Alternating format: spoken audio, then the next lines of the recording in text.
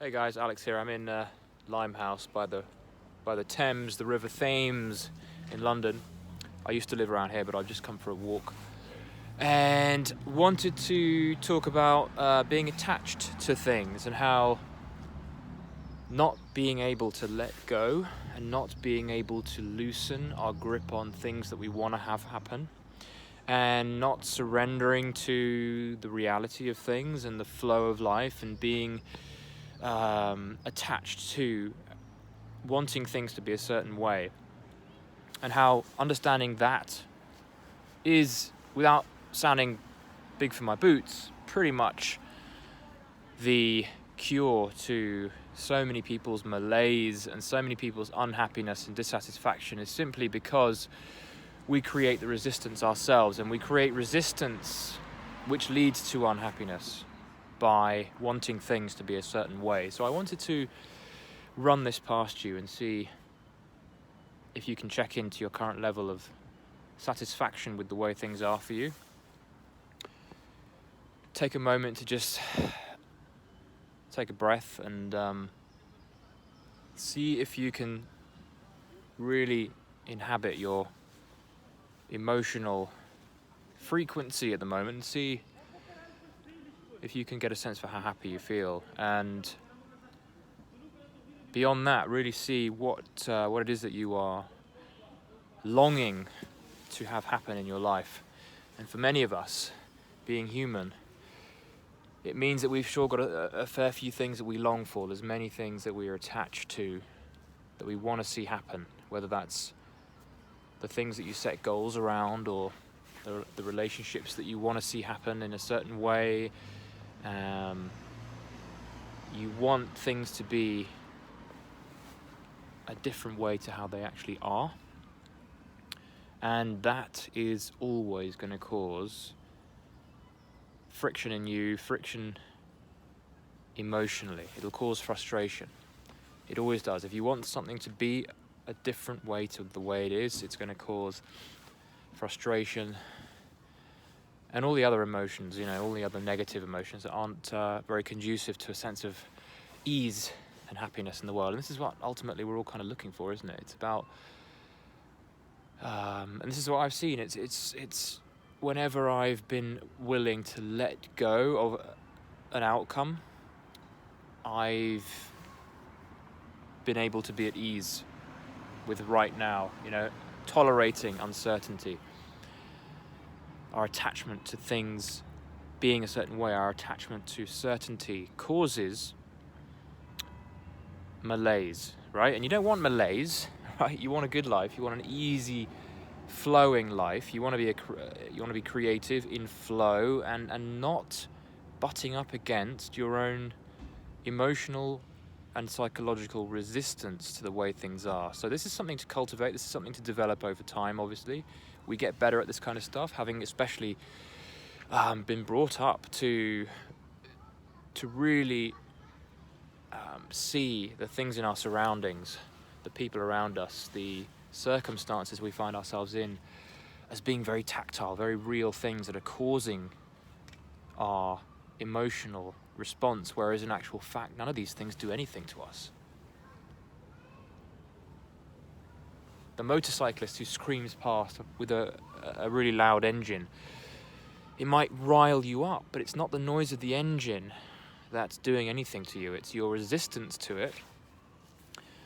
And so this is why it's so powerful. Once you know that, once you realize that our resistance to things, rather than the things themselves, are causing our frustration, our negativity, then we've made a step towards freedom, towards being untethered to our psychological torment.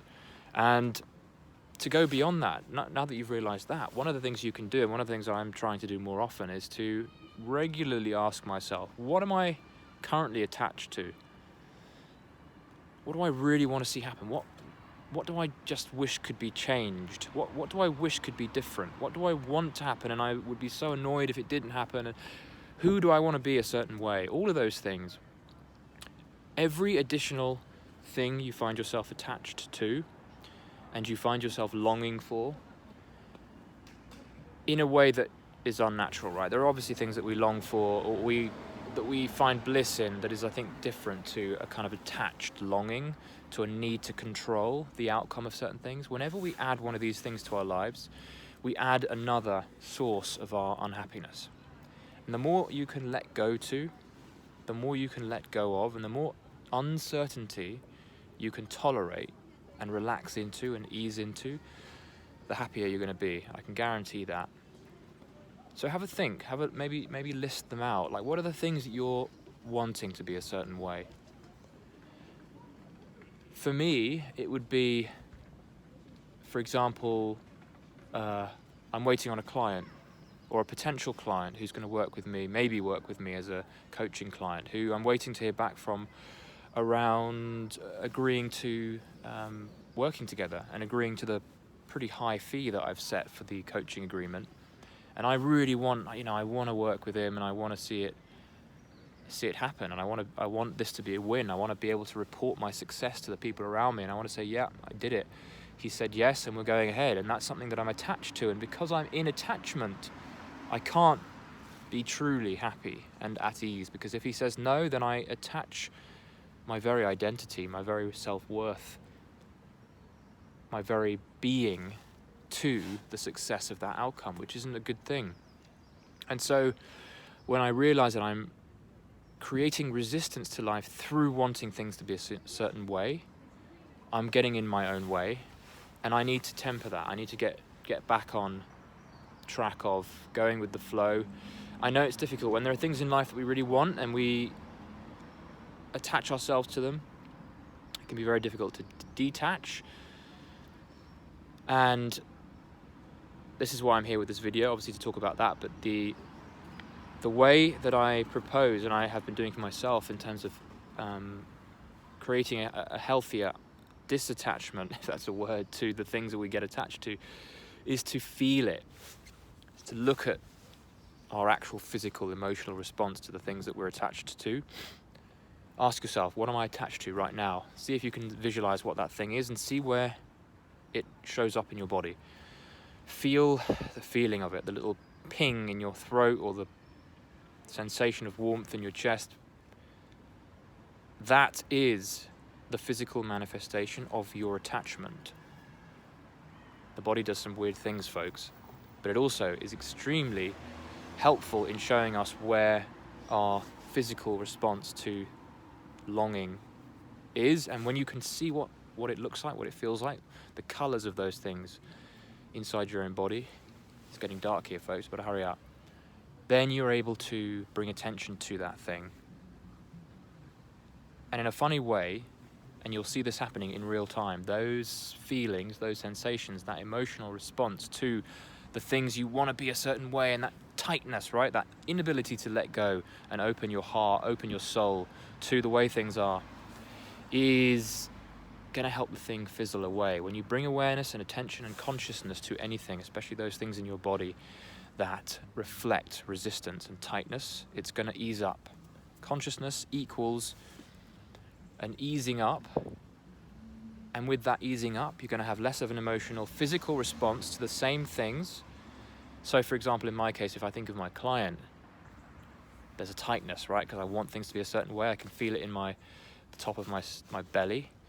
So I'll look at that for a bit and I'll bring consciousness to it. And with the consciousness comes a floating away of that feeling, of the intensity of that feeling. And with the floating away of the physical response comes a healthy letting go of being attached to the thing, right? So it's very different to say that I am attached to something versus I'm physically tight around something. It's the tightness that's the problem. It's the physical response. You can say something and really not feel it, but you can certainly feel things. So we want to work on the feelings. That's a really powerful way of letting go to things, and it's really, really, it's an interesting kind of meditative process which you can do every day. It's just to sit down somewhere and see whatever comes up without even asking any questions. Like, see what physical tightnesses you have in your body. These are things that are just, it's blocked energy effectively that has been caught up inside you over many years of resisting things. And you can work through this as a kind of emotional processing a daily practice that allows you to let go just over and over again, peeling away the onion skin, that creates a lightness in you and a creativity and a flow that is going to make life so much easier and so much happier. That's it, guys. If you're looking for happiness, you ain't going to find it out there. That's why everyone says you're not going to find it out in the world, because that requires conditions. You can't have conditional happiness. If your happiness relies on things being in a certain way, you're going to be constantly entrapped, ensnared, because if those things don't pan out, then you're going to be unhappy and it's going to affect your self-worth. That's not where you want to be. You want to be focusing on your physical, emotional response to things and being able to let go no matter what happens. And then beyond that, focus on having fun in the world, right? You can still pursue things, you can still want things, you can still desire things and go for things and go for, become a billionaire if you want. I think that's great because it gets you out of your head and it makes things fun and it makes you think abundantly, and you don't need to be attached to things in order to go and pursue them. And if they don't turn out the way that you wanted, fine. That's what you need to come to expect. Don't have expectations, but have fun and be committed. Hope that helped, guys. See you in the next video.